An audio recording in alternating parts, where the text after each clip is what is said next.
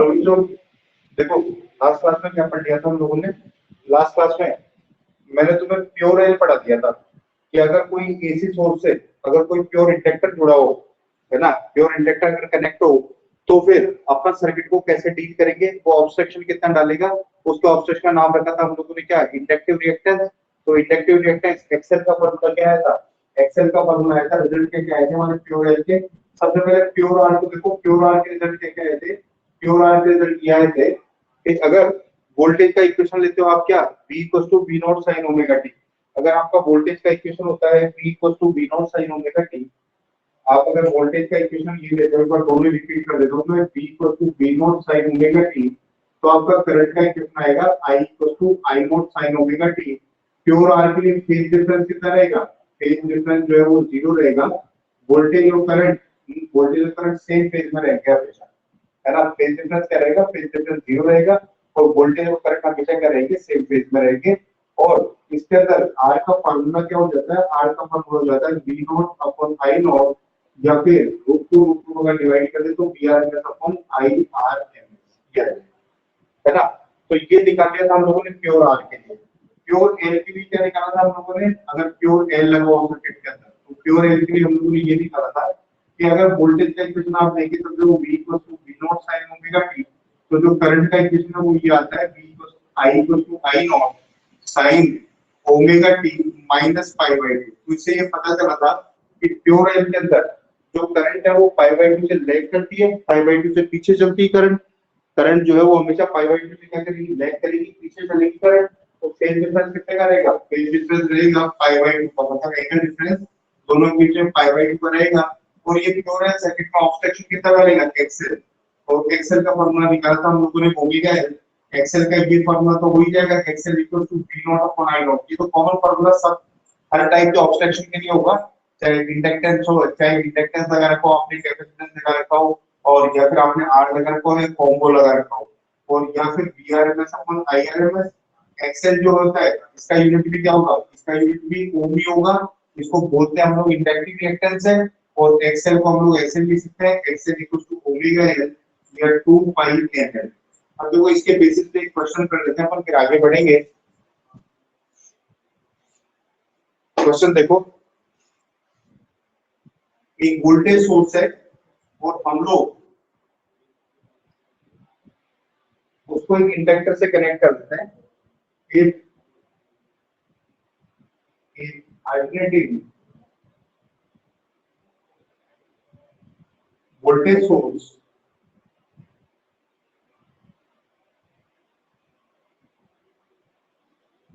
V = 100 sin 50 पाई t, ये voltage source है, उसका एट एनी टाइम वोल्टेज जो है वो ये है V = 100 sin 50 पाई t, ये वोल्टेज का सोर्स है।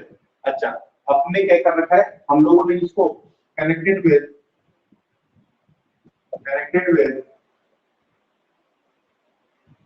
एन इंडक्टर, एक इंडक्टर से कनेक्ट कर रखा हम लोगों ने, an inductor of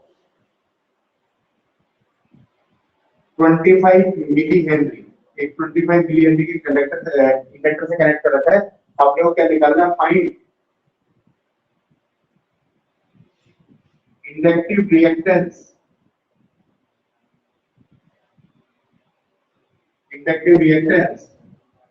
of this circuit. Circuit का इंडक्टिव रिएक्टेंस निकालना है आपने को। Also find equation of current at any time, किसी टाइम t पर आपको करंट का इक्वेशन भी निकालना है। देखो हमने वो वोल्टेज का इक्वेशन क्या दिया हुआ है, वोल्टेज का इक्वेशन दिया हुआ है V = 100 sin 50 पाई t, ये वोल्टेज का इक्वेशन है। इसको आप कंपेयर कर लो अपने स्टैंडर्ड इक्वेशन से। स्टैंडर्ड इक्वेशन क्या है, V = V naught sin omega t। Comparison करोगे तो V नॉट कितना आ गया, V नॉट आ गया 100 वोल्ट, V नॉट की जगह 100 लिखा हुआ है और ओमेगा की जगह 55 लिखा हुआ है। t के साथ में है तो वो ओमेगा है, यहाँ t के साथ में ओमेगा है, t के साथ में 55 है, तो ओमेगा कितना आ गया, ओमेगा आ गया 55 रेडियन पर सेकंड। ओमेगा का यूनिट रेडियन पर सेकंड होता है, ये ओमेगा आ गया। अच्छा, l कितना दिया हुआ आपने को, एल दिया हुआ है हमें 25 मिली हेनरी, ये दिया हुआ है 25 मिली हेनरी, यानी 25 into 10 to the power minus 3 Henry, ये एल दिया हुआ है। अब अपन क्या करें, सबसे पहले एक्सएल निकाल दो, एक्सएल हो जाएगा ओमेगा एल, तो ओमेगा है 2 पाई, ओमेगा कितना दे रखा है, ओमेगा निकाला हम लोगों ने 55, और एल कितना है, एल निकाला हम लोगों ने 25 into 10 to the power minus 3, 25 into 10 to the power minus 3, ये आ जाएगा 25 और 50 कितना होगा 125 pi multiplied by 10 to the power minus 2, है ना, ये आ जाएगा 10 टू द पावर माइनस 2 का मतलब नीचे 100 जाएगा, तो ये आ जाएगा 125 पाई अपॉन कितना 100, और ये आ जाएगा 5/4 पाई, ठीक, पाई का मतलब ये आ जाएगा एक्सएल 5/4 पाई, क्या हो तो पाई की वैल्यू डाल दो 5/4 मल्टीप्लाइड बाय 3.14, और ये इसको काट देगा कितनी बार, 2 से इसको काटा 2 बार, क्या आ जाएगा 1.57, और ये 1.57 हो जाएगा, तो ये ऐसे भी देता हूँ 1.57 अपॉन 5 अपॉन 2, ये आ जाएगा एक्सएल, ओम में आंसर आ जाएगा ये। अब ये एक्सएल आ गया, तो आप निकाल लो आई नॉट, आई नॉट क्या हो जाएगा, आई नॉट हो जाएगा, अभी भी फार्मूला बताए थे मैंने, आई नॉट करंट क्या होगा, करंट होगा पीक वैल्यू निकाल दो करंट का, तो peak value voltage upon obstruction XL, तो ये आ जाएगा आई नॉट, तो आई नॉट आ जाएगा 1 पॉइंट, वी नॉट कितना है, वी नॉट है ये लिखा हुआ 100, तो 100, और ये नीचे आ जाएगा 1.57 मल्टीप्लाइड बाय 5, और ये 2 पहुंच जाएगा ऊपर, ये एक्सएल आ गया, है ना। अब देखो ये आ गया हमारा आई नॉट, अब करंट का इक्वेशन क्या हो जाएगा, करंट का इक्वेशन हो जाएगा I equals to I naught sine omega T, तो वही लेना है, ओमेगा टी तो ये लेना है ना, अपन ये लेंगे ना करंट का इक्वेशन ओमेगा टी माइनस 5/2, तो आई नॉट तो रख देना, यहाँ से दिख रहा है ना ऊपर वाला, हाँ दिख रहा है, विजिबल है, तो आई नॉट तो ये जो निकाला है ये रख देना, आई नॉट पे रख देता हूँ बिना कैलकुलेशन किए 100 into 2 अपॉन 1.57 मल्टीप्लाइड बाय 5, ये तो आई नॉट, साइन ऐसे कैसे, ओमेगा कितना है, ओमेगा है 50 पाई, तो 50 पाई टी माइनस 5/2, ये करंट का इक्वेशन हो जाएगा, क्यों, क्योंकि इसके अंदर करंट जो है वो 5/2 से क्या करती है, लैग करती है, ये करंट इसमें 5/2 से लैग करेगी, तो ये क्वेश्चन हो गया। 2 मिनट लो और पढ़ो इसको एक बार।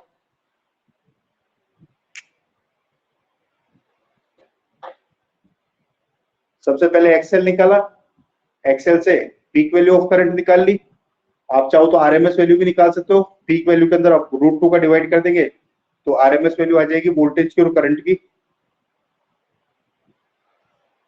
करंट हमेशा कैसे निकालोगे, वोल्टेज कितना है उसके अंदर ऑब्स्ट्रक्शन का डिवाइड कर दोगे, ऑब्स्ट्रक्शन एल क्या ऑब्स्ट्रक्शन देगा एक्सएल, तो उसका ऑब्स्ट्रक्शन का डिवाइड कर दोगे, बस इतना सा करना है। देखो नेक्स्ट मैं आज आपको पढ़ा रहा हूँ प्योर सी, फिर ये प्योर सर्किट खत्म हो जाएंगे, आज सी के कॉन्सेप्ट भी देख लेते हैं प्योर सी के, कि अगर सर्किट के अंदर प्योर कैपेसिटर कनेक्ट हो तो कैसे डील करेंगे, फिर तीनों प्योर हो जाएंगे और फिर कॉम्बो सर्किट बचेंगे बस, बता रहा हूँ इसको मैं।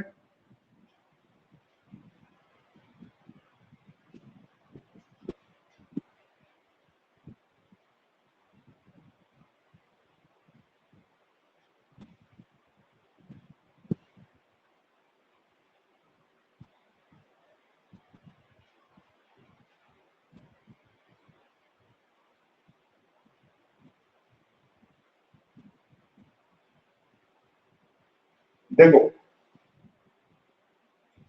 चालू कर रहे हैं हम लोग alternative,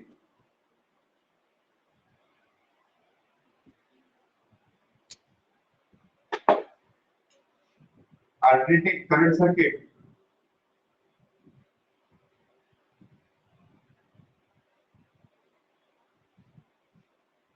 with pure capacitor, pure C only, केवल सर्किट के अंदर प्योर कैपेसिटर कनेक्टेड, इसको डील करना है। देखो सर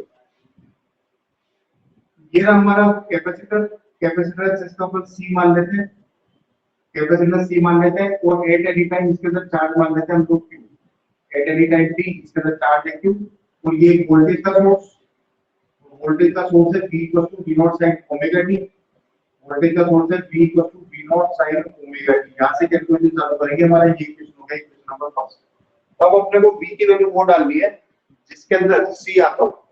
V की वैल्यू क्यों, क्योंकि C से रिलेटेड फार्मूला निकालना है, तो एट एनी टाइम V, क्योंकि चार्ज इसके ऊपर क्यों आया एट एनी टाइम V है, और कैपेसिटेंस का C है, तो अपने को पता है Q इक्वल टू क्या होता है, Q इक्वल टू होता है CV। तो यहां से V कितना हो जाएगा Q बाई C, तो यहां पे अपन पुट कर देते हैं V equal to Q upon C, ये रखो उठा के यहाँ पे आ जाएगा Q upon C equal to V naught sine omega T आ जाएगा। और अगर C को बदल दें तो ये Q इक्वल टू आ जाएगा CV not sine omega T, या क्या। और अगर दोनों तरफ का डिफरेंशिएशन कर दे, दोनों तरफ का डिफरेंशिएशन कर दे तो ये आ जाएगा dq upon dt equal to CV naught बाहर और d बाई dt, ये आ जाएगा साइन ओमेगा टी।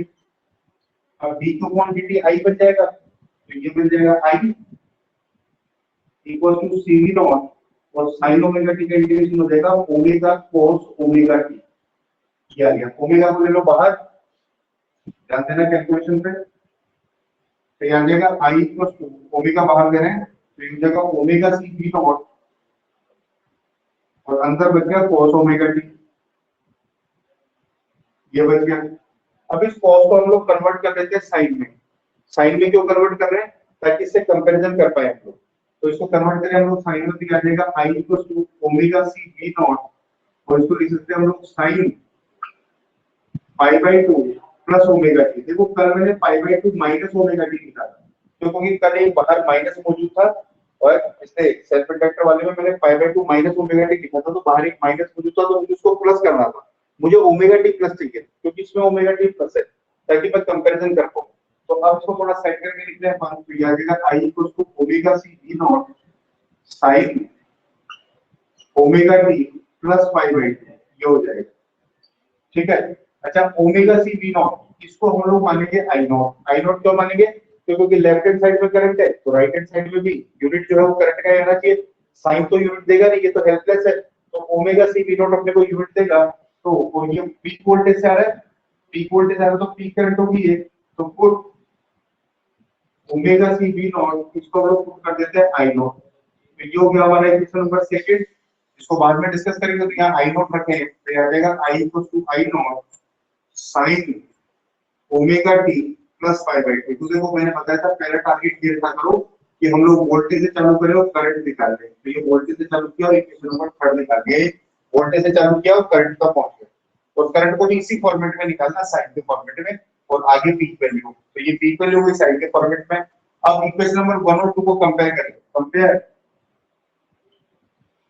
1 और 2 नहीं, सॉरी 1 और 3, 1 और 3 को कंपेयर करें तो देखो इसका इसका जो है वो फेज कितना है, ओमेगा टी। फेज मतलब एंगल, साइन के अंदर जो लिखा हुआ वो एंगल, उसको हम लोग क्या बोलते हैं, फेज बोलते हैं।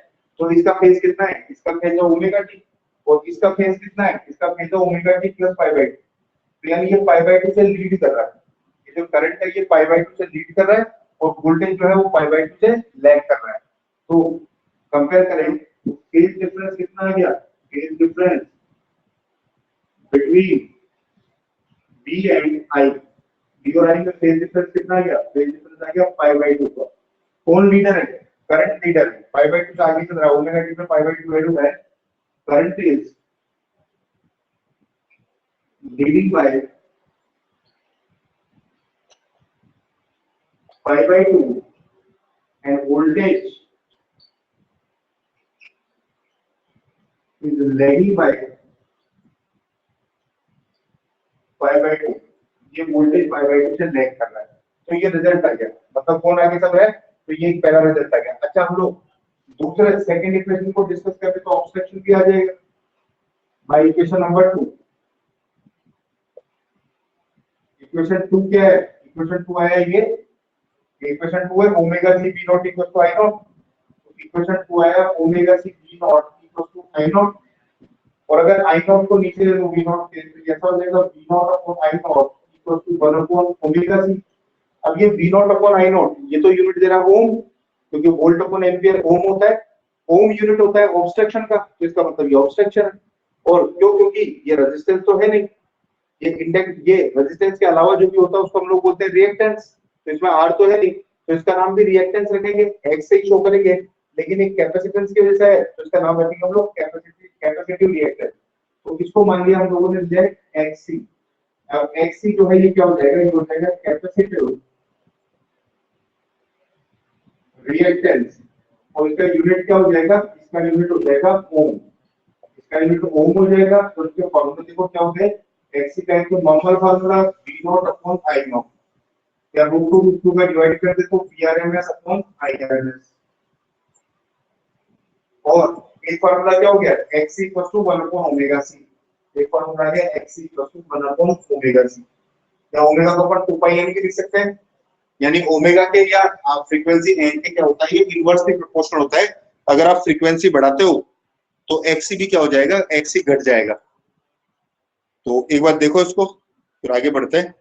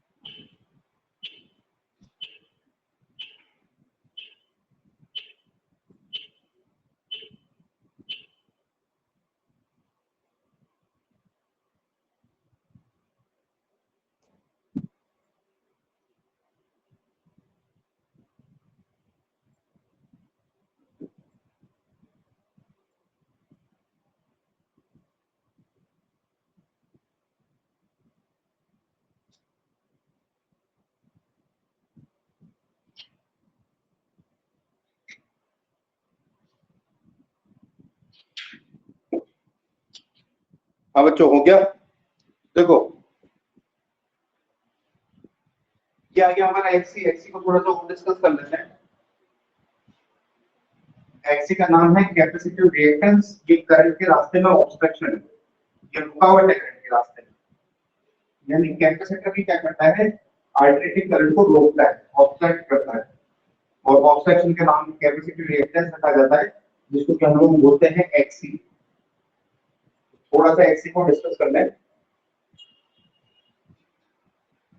Xc आ गया हमारे पास में, Xc हो गया 1 अपॉन ओमेगा c, ओमेगा के रेसिप्रोकल है, या इसको लिख सकते हैं हम लोग 2 पाई Xc।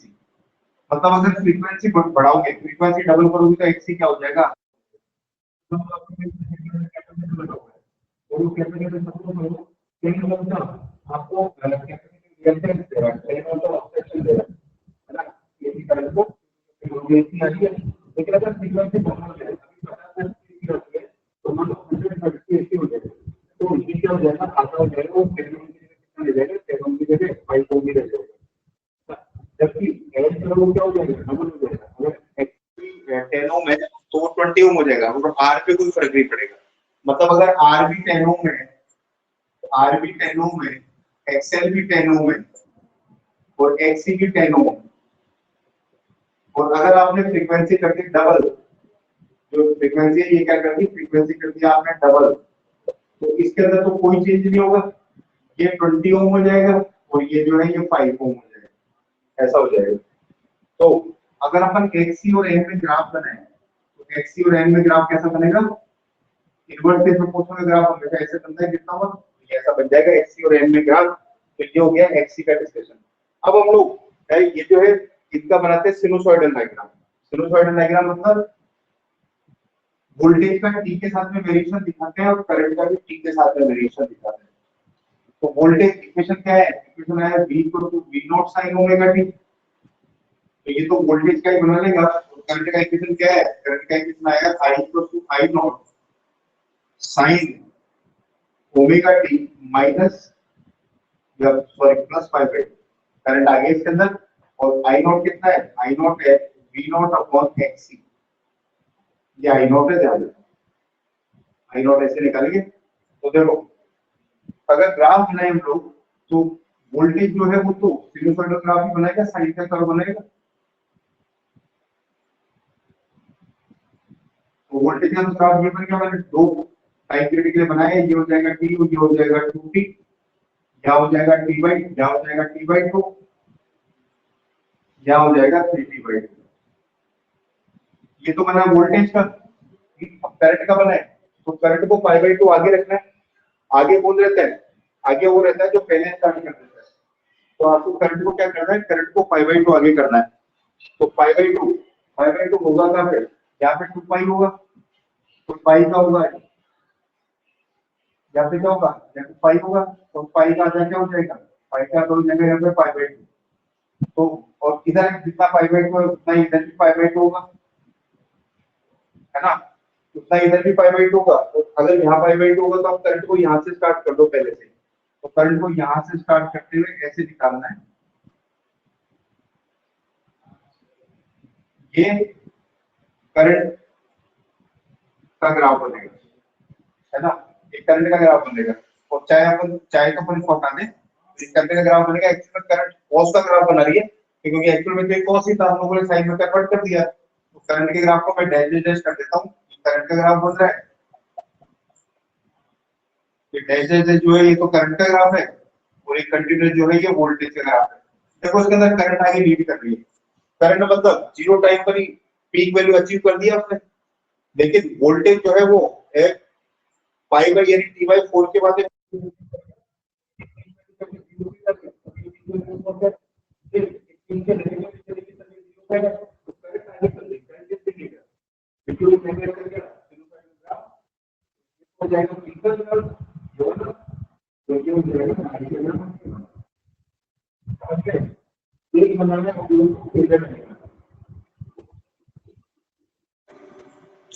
एक बनाना हम लोग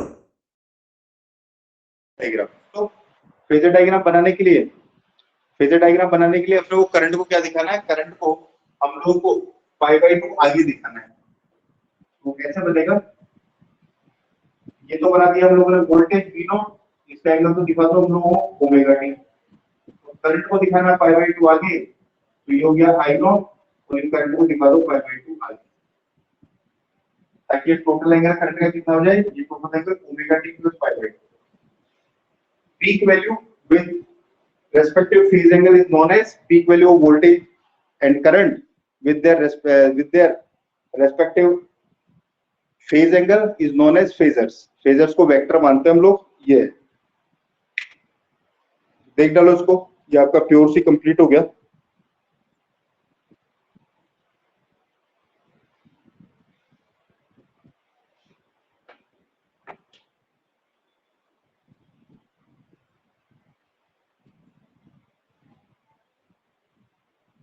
तो ये प्योर सी डन है।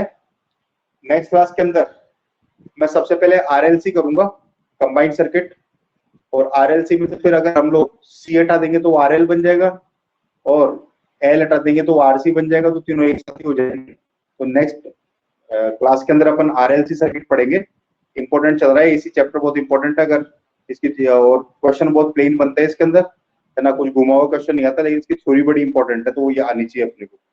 तो चलो बच्चों, bye bye, take care, all the best, have a great day. Next class में मिलते हैं और अपन पढ़ेंगे आरएलसी। लेकिन उससे पहले ये प्योर आनी चाहिए, तब आरएलसी समझ में आएगा, क्योंकि फेजर डायग्राम से ही सॉल्व होगा। तो चलो बच्चों, bye for today, next class में मिलते हैं।